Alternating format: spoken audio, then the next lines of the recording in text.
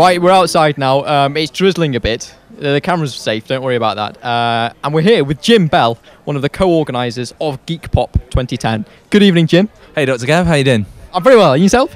I am good, yes, very excited. Now, are you impressed that three of us, that's right, three people have come down all the way from Crewe just to be here in the London Geek Pop? I'm amazed. It's a better effort than, to be honest, than we've done. So you've excelled yourselves. It's fantastic. Now, Jim, let's talk a bit about Geek Pop. Where did the idea come from? How did it all get started? It's well, to be honest, actually, it came through it's partly through Hayley, who is the sort of other person behind Geek Pop, and partly through one of our artists, Johnny Berliner. She kind of persuaded him to write a song about science, and also Dr. Stu, who's playing tonight, was instrumental in the early days. This was before I got involved, back in 2008. So you're just in it for the glory?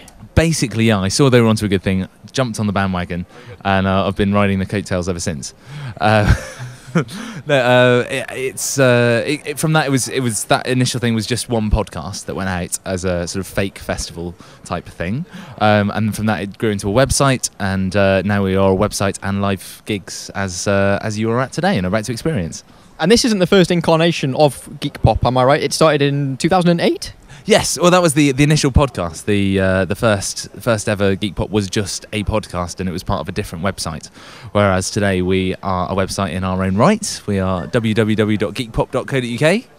Smooth plug. Just to give us that again, in case anyone missed it. www.geekpop.co.uk. And you can put a / on the end if you want to.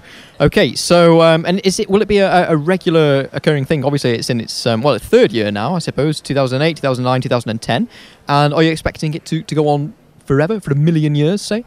We do hope so. I mean, the main problem is with most of these things is money. So it's kind of trying to be able to finance our time. We put more time than I'm willing to think of into doing this each year, and it takes up a lot of our evenings and weekends and those things, and it's fine to keep going like that, but we want to make it big and we want to make it huge, and want everyone to embrace their inner geek, basically. We've all got that, haven't we? We've all got our inner geek, and I think it's about time that everyone just acknowledge that fact, embrace their inner geek, and realise that it's okay, and in fact it's cool to be a geek. There you go, folks. You've heard it firsthand from Jim Bell, self-confessed geek, that it is cool and all right to be a geek. So, just let it out. Just go with it. Can I just ask you very quickly then about funding, just to backtrack a little bit? Where do you get the money from? Because an event like this is going to cost money. Now, we've come down from Crewe. It's cost us a fair bit to get down on the train. We're staying in a hotel. We're all going to get jobs later on in life as politicians and claim back the expenses. Now, yes, I'm not your mum. What are you talking about? What was that? Yes, okay, so funding, expenses and all that malarkey. An event like this must cost money to put on. And so, I mean, is it all self-funded, or do you get some sort of... Have you won the lottery or got lottery funding, something like that?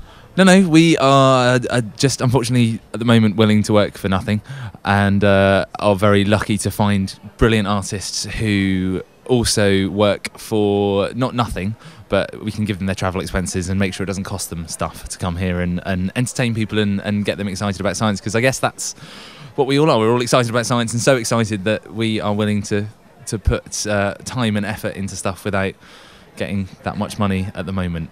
But that situation hopefully will change, and Geek Pop will become even bigger than it currently is, and will then take over the world. That sounds like a fair plan, I think, and yes, one that I think we all aspire to, not taking over the world, but making money out of what we do. Well, good luck with everything, Jim. Thank you very much for inviting us down, and we better go inside because it's almost time for the acts to start. Certainly is, and it's also starting to rain a bit more, so I think it's time to go inside and catch. I think Chris is going to be starting, so we're going to have a look. This video was produced by Drew Kirk Productions.